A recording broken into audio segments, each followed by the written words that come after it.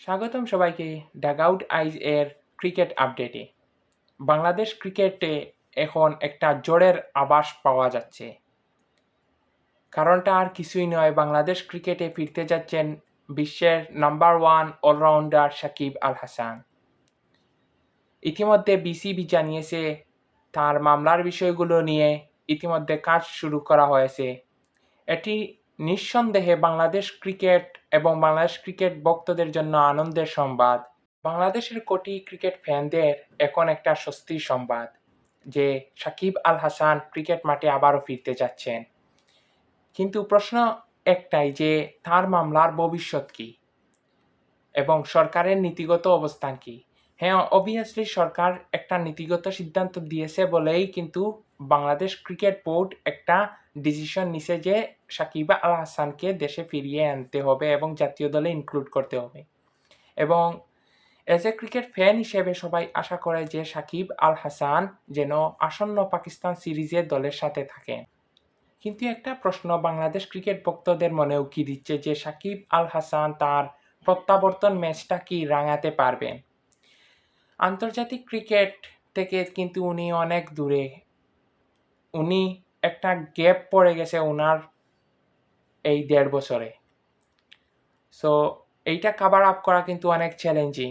আমরা জানি যে সাকিব আল হাসান একজন টাফ প্লেয়ার, উনি ওনার কঠিন সময়কে সহজভাবে করে তোলেন। এটাই হচ্ছে আন্তর্জাতিক প্লেয়ারদের বৈশিষ্ট্য। কিন্তু ডে বাই ডে আন্তর্জাতিক ক্রিকেট কিন্তু উন্নত হচ্ছে।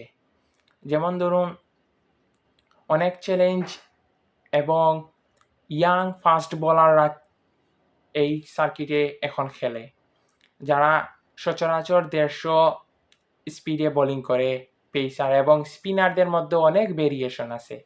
সো আন্তর্জাতিক ক্রিকেটে সাকিব আল হাসান কতটুকু মানিয়ে নিতে পারেন, এই 1.5 বছর গ্যাপ ওনার ক্যারিয়ারে কতটুকু ইম্প্যাক্ট ফেলতে পারে, সেটাই এখন দেখার বিষয় যে সাকিব আল হাসান এটা কিভাবে উনি কাভার আপ করতে পারে।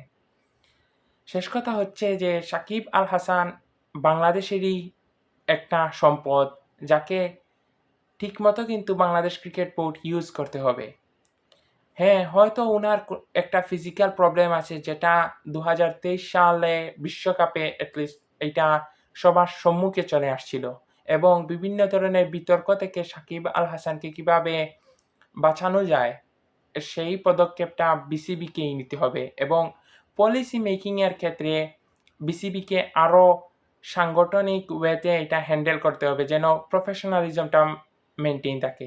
হুটহাট সংবাদ মাধ্যমে কোনো কিছু বলা যাবে না। এবং আমরা দেখেছি গত 15 বছর কিভাবে সংবাদ মাধ্যমে খোলাখুলি বোর্ড কর্মকর্তারা দলের ভেতরকার খবর বলে দিতেন, এমনকি প্রেসিডেন্টও। সো এই জিনিসগুলো বাংলাদেশ ক্রিকেট বোর্ড অ্যাভয়েড করে খেলোয়াড়দেরকে একটা সুরক্ষিত বলয়ের মধ্যে আনতে হবে। বাংলাদেশ ক্রিকেট ভক্ত হিসেবে আমাদের এটাই চাওয়া। সো আই হোপ যে সাকিব আল হাসান তার প্রত্যাবর্তনটা দারুণভাবে করবেন, সেটাই আশা করি। এবং উনি ওনার যে ল্যাকিংসগুলো আছে সেইগুলা নিয়ে কাজ করবেন ইনশাআল্লাহ। এবং আমরা ক্রিকেট সমর্থক হিসেবে আশা করি যে বাংলাদেশ ক্রিকেটে সাকিব আল হাসানের প্রত্যাবর্তনটা একটা ঐতিহাসিক মুহূর্ত হিসেবে রয়ে থাকবে বাংলাদেশ ক্রিকেটে। কমেন্ট বক্সে আপনাদের মতামত আমাদেরকে জানাতে পারেন। ভালো থাকবেন সবাই। আল্লাহ হাফেজ।